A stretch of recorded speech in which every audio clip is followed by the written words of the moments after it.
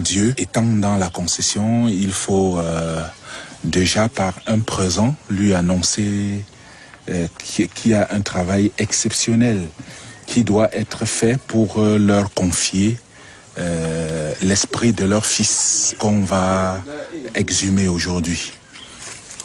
Rossio.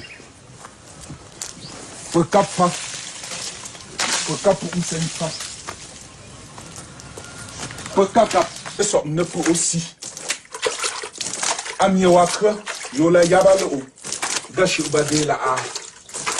C'est ici qu'est enterré mon père.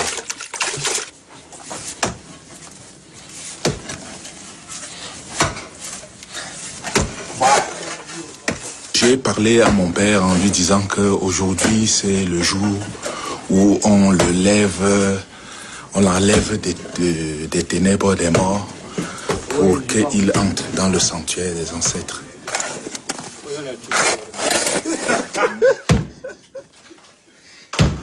Ah, Bebingawa.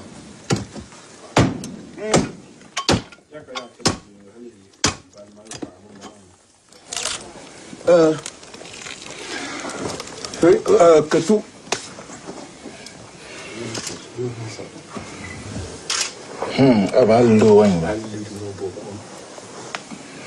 Ñoom sont mieux.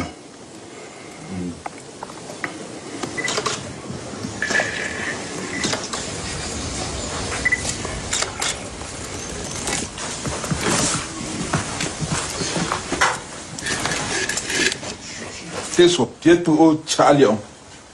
Teso. Yom yang. Bogati tumcha. Bo pietu so wen.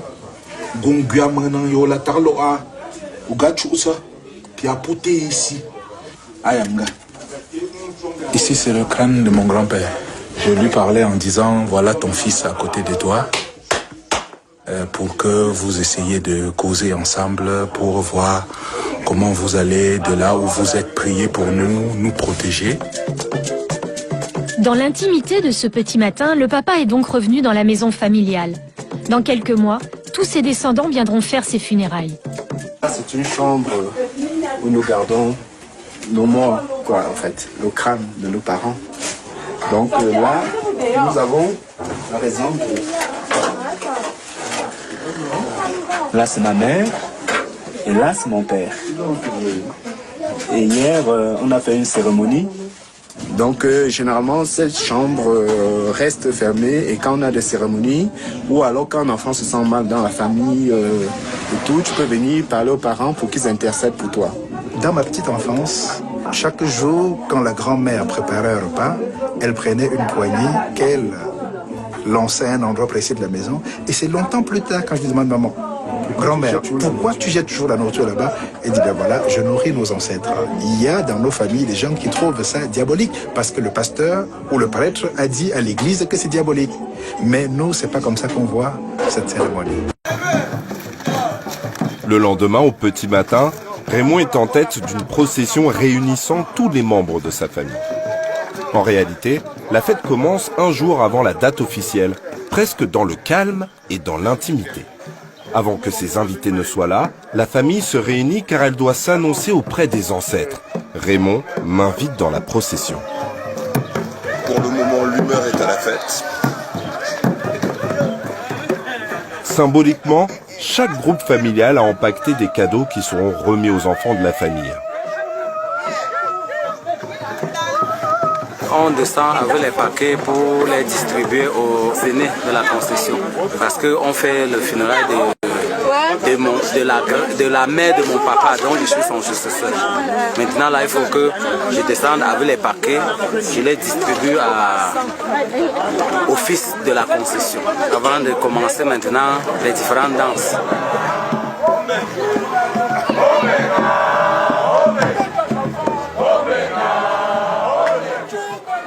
Pendant que les danses continuent, Raymond m'invite à le suivre discrètement.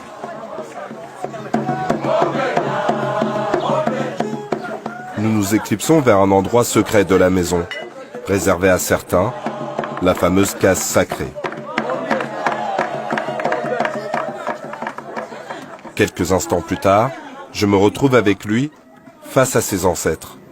Dans l'obscurité, en silence, Raymond commence par se recueillir avant de leur parler. Mes pères, je suis mot chrétien. Je suis venu célébrer les obsèques de ma mère et aussi les funérailles de Guédon chrétien, mon père. Je suis son successeur. Ces funérailles n'avaient pas encore été faites. Alors je suis venu vous dire que j'organise votre fête.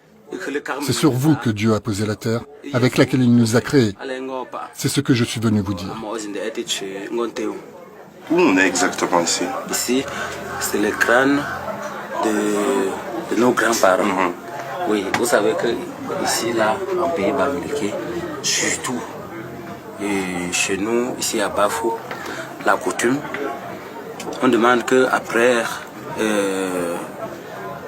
l'enterrement d'un membre, après quelques années, on doit enlever son crâne parce qu'on dit que les morts ne sont pas morts.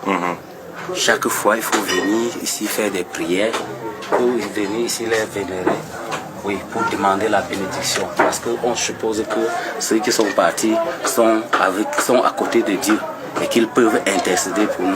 Comment tu te sens à chaque fois que tu rentres dans cette pièce? Effectivement, quand je rentre ici, là, il y a un sentiment qui... Je parle de sentiment. Il y a un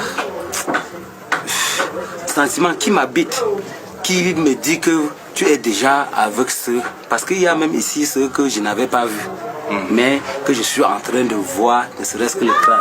Je pense que je suis avec eux et que je peux demander beaucoup de choses à ceux-là. Tu as l'impression qu'ils sont toujours là et que tu te reconnectes avec ta famille? Bien sûr. Chaque fois que je rentre ici, je sais qu'ils sont avec moi. Parfois même, en voyageant, on vient faire des petites prières pour demander qu'ils nous accompagnent, qu'ils intercèdent auprès de Dieu pour nous. Et tu as déjà senti des choses bouger après passer ici? Exactement, il y a beaucoup de bienfaits. Il y a même les maladies, certaines maladies qu'on n'arrive pas à guérir. Après avoir été ici, on rentre, on trouve même le remède.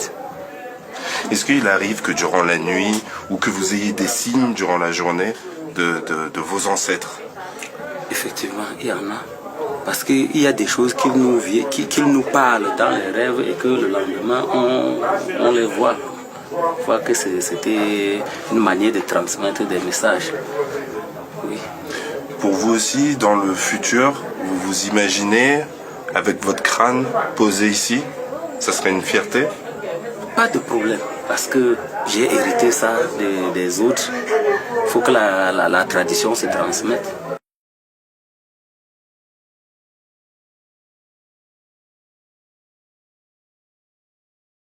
Chers frères africains, réveillons-nous et il est temps de prendre conscience. Contrairement à ceux qui voulaient nous faire croire que la religion africaine, le culte des crânes, ou encore appelé culte des ancêtres, était une pratique satanique, non, loin de là. C'est une des meilleures religions car ces pratiques se font dans presque toutes les religions. Quand vous partez chez les Américains latins et vous demandez quelle est leur mission, vous présente un autre Américain latin. Quand vous partez en Europe, vous demandez quelle est leur mission, vous présente un autre Européen. Quand vous demandez aux musulmans quelle est leur mission, vous présente un autre musulman. Quand vous partez en Inde, vous demandez quelle est leur mission, vous présente un Indien avec plusieurs bras. Quand vous partez chez les Chinois, vous présente Bouddha, un autre Chinois. Mais quand vous revenez en Afrique, vous demandez quelle est votre mission. On vous présente le Messie de ceux-là. Où est donc le Messie des Africains? Pourquoi les Africains ont laissé leurs ancêtres qui sont leurs Messies pour embrasser les ancêtres des autres? Quand on parle de canonisation, c'est élever un mort à l'échelle de saint. Et quand on parle des reliques dans les religions, c'est le reste d'êtres humains qu'on a mis dans les religions. Retournons vers nos traditions.